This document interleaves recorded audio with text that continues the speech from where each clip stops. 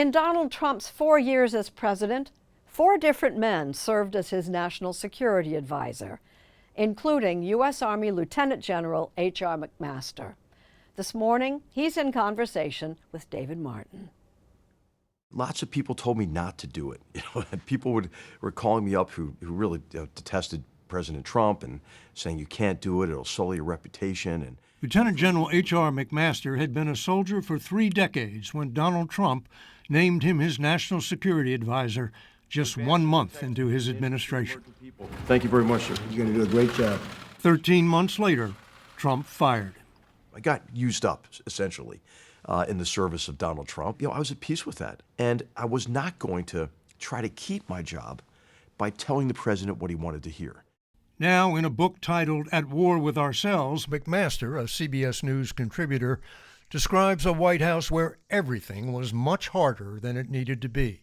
None of the friction that I encountered in the White House was completely unprecedented, but it was next level, right? It went to 11, right? Everything was cranked up to a higher level. What was your first real business meeting with the president? The first meeting was a presidential daily brief, which is an intelligence briefing that all presidents take.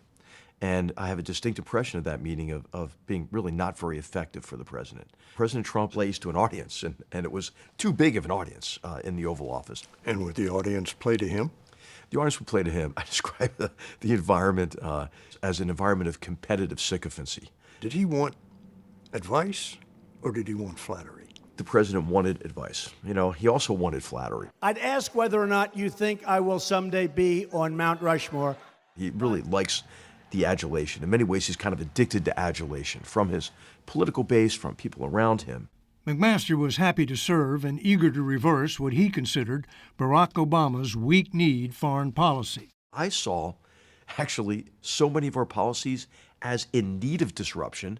I was grateful for the president's disruptive nature. I saw it as my job to try to help him disrupt what needed to be disrupted.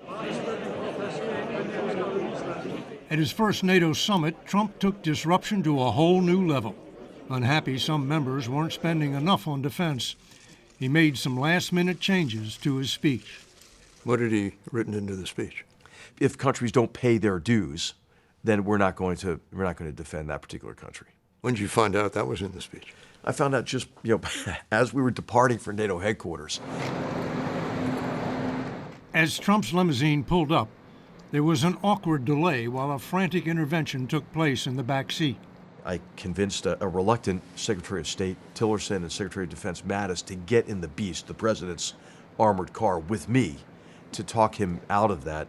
It was one of the few times the 3 of them agreed on something.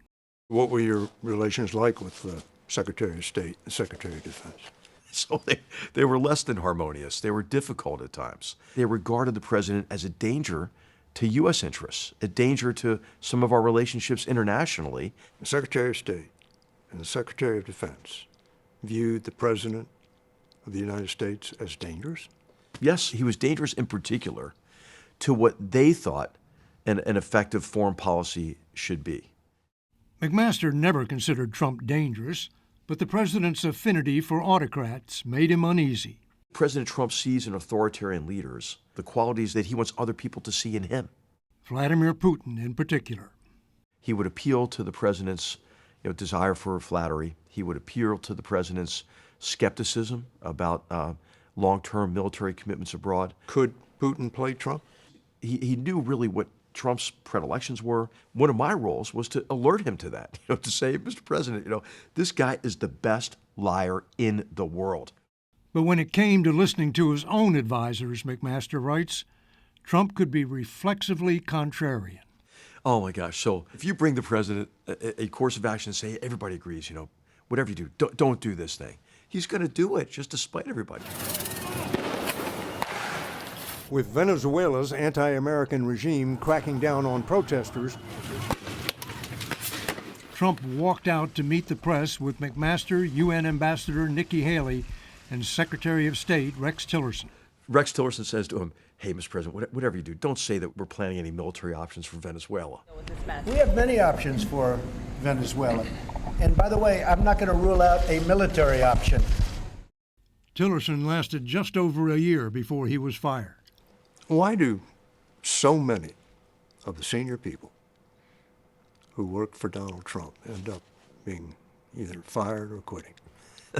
You get used up in that environment, right? President Trump does enjoy kind of pitting people against each other, and that creates a lot of angst in people. Was he just plain nasty? At times, he can be nasty, especially when he's tired, especially when he's grumpy, especially when he feels beleaguered. There were a couple of times where, nobody wanted to be around him, and I'm like the last guy. I mean, I have to be with him, right? So I would get in the car, and he would just unload on me. The end came after a Trump phone call with Turkey's President Erdogan, which got off to a bad start when McMaster tried to prep him. What did he have against preparation? Well, he found it to be tedious, and he had great confidence in his own instincts, right? So, why am I prepping for this? McMaster decided to quit, but Trump fired him first, and at a private farewell ceremony told his family, "Make sure he only writes nice things about me." The Trump campaign did not respond to requests for comment about McMaster's book. It's a fun learning environment for all of us. McMaster retreated to the ivory tower of the Hoover Institution at Stanford University, where he writes and teaches, and where he watched the events of January 6th. We're in! He encouraged an attack, on the first branch of government. They broke the glass. Everybody stay down! Get down!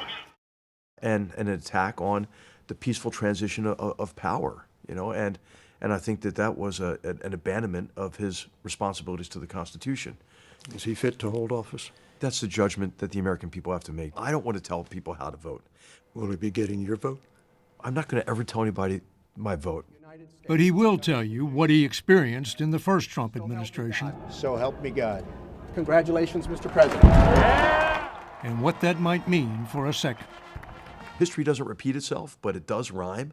I think it does, foreshadow what we might expect in the second Trump administration as well.